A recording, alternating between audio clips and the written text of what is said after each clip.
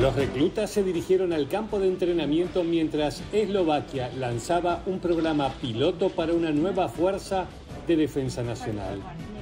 Los voluntarios recibieron uniformes y se les hicieron demostraciones del equipo. Los reclutas de entre 18 y 55 años pueden inscribirse para 20 días de capacitación al año, más 10 días adicionales de guardia. Všetci príslušníci výcviku budú mať klasický vojenský režim, budíček 5:30, večerka 21:30. O 6:00 bude normálne rozcvička pre všetkých bez výnimky.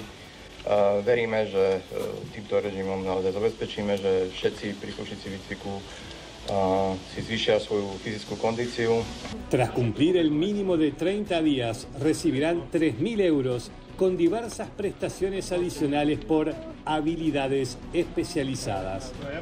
El programa tiene como objetivo reforzar las defensas de Eslovaquia en caso de invasión o emergencias como desastres naturales.